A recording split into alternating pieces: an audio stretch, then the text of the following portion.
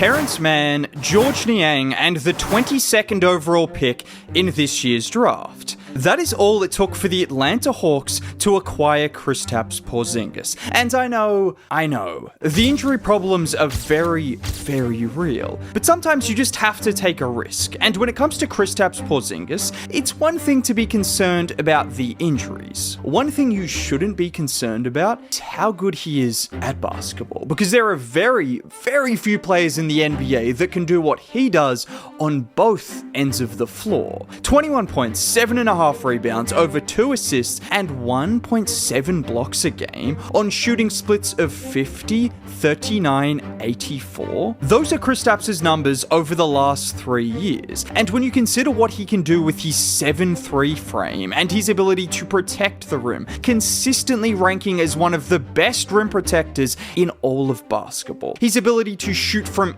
anywhere beyond the arc. I mean, this guy pulls from 30 feet in transition. He can pass, he can run pick and rolls, and he's been the most efficient post player in the NBA over the last 3 seasons. And with all of this in mind, this trade could prove to be absolutely genius for the Hawks.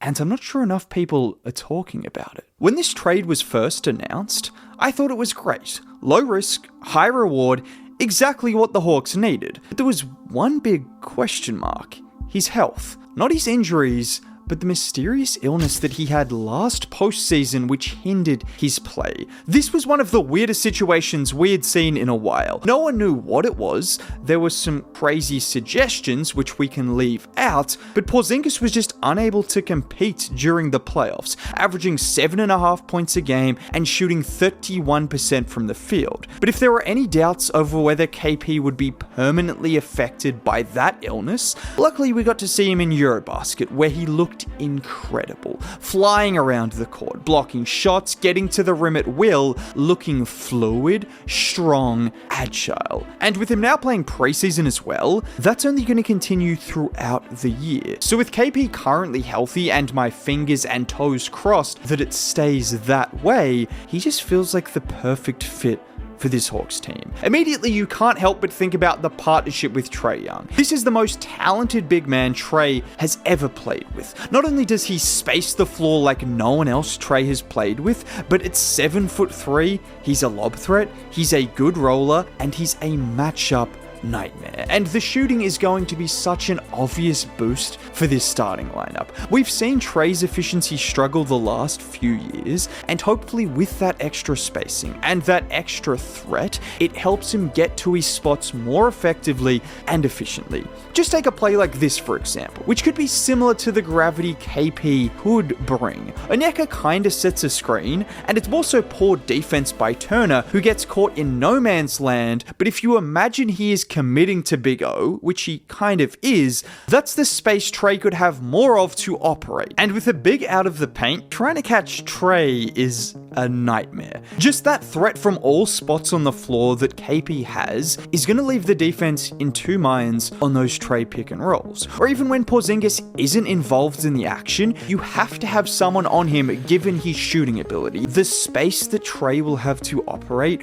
will be such an improvement on last year. And it won't just help Trae, but Jalen Johnson, Dyson Daniels, Nickeil Alexander-Walker, everyone on this team will benefit from KP's presence offensively. Now, I mentioned it briefly earlier in the video, but there is one part of Kristaps' offense that I don't think is getting nearly enough attention. You've heard about the three-point shooting, but what you might not have heard is Kristaps Porzingis has been the most efficient post player in the NBA the last 3 seasons.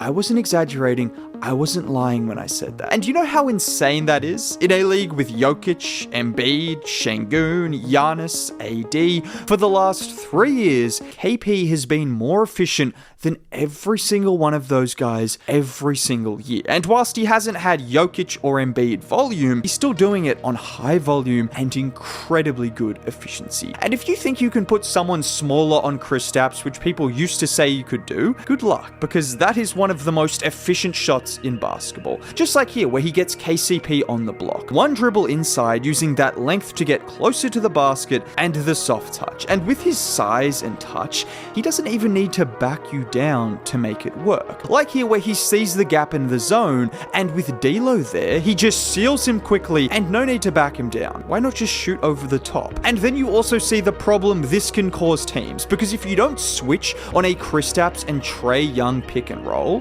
Trae can easily pull up and hit the three in your face, or Kristaps can pop out and get open for a three. But in this case, the Jazz did switch it, with Juzang taking KP. And look at how simple that is. He seals him and hooks it in. But there's a reason this is so important for the Hawks. When you look at their starting lineup, we know how good Jalen Johnson is in transition. The size, the speed, the athleticism. He is a monster. In the half court, there is still some work. Dyson Daniels, the same, who is a bit limited. Zachary Risacher. Kristaps is going to be a guy that they will need not just for spacing, but they will need to run the offense through him at times, because he is their second most complete offensive player until Jalen takes that leap, which might happen next year, but as of now, it's Kristaps. And this reminds me of what we saw from KP in Washington, where he averaged 23 points, 8 boards, 2.5 assists per game. How good would those numbers look next to Trae Young, with Jalen Johnson next to him as well, and the bench and the depth that the Hawks are currently building? And the biggest thing with Kristaps that makes me believe he could be perfect for the Hawks is the situation. I just talked about the offense and how he is going to be crucial, but it's also the defense, because with the addition of Nickeil Alexander-Walker, alongside already having Dyson Daniels, and then the likes of Jalen Johnson, and even Zachary Risacher, who showed really good flashes defensively as a rookie, you have the right defensive infrastructure to get the best out of KP. You want guys who are capable of chasing players around screens and funneling them to KP, who is going to be waiting at the rim or waiting to contest those shots. And what makes this fit even more perfect is Atlanta's backup 5. Onyeka Okongwu is good enough to start on numerous teams in the NBA, and it is crucial that he is this good, because I know everyone will laugh or scoff at the idea of load management. Guys, if resting Kristaps when he saw is the difference between him playing 65 to 70 games or playing 40 games because he misses with a serious injury, then rest him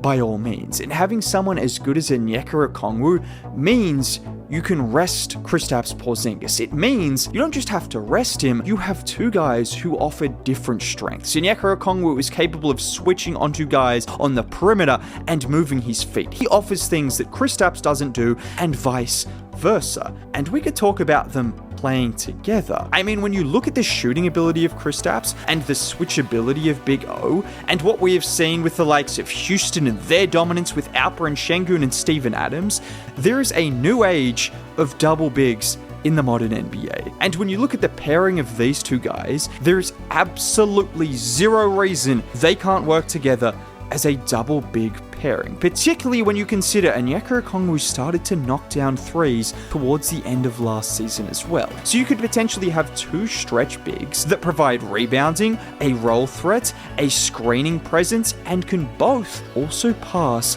a lot better than they get credit for. That is a combination that I really want to see. And when you consider they got him for just the 22nd overall pick and a couple of role players, this is a move that could be such a high reward for a team that looks really good this upcoming season. Now, if you want to see me continue to talk about the Hawks and any other teams like that, subscribe to the channel. It's free. Dropping a like would be cool. Have a great day.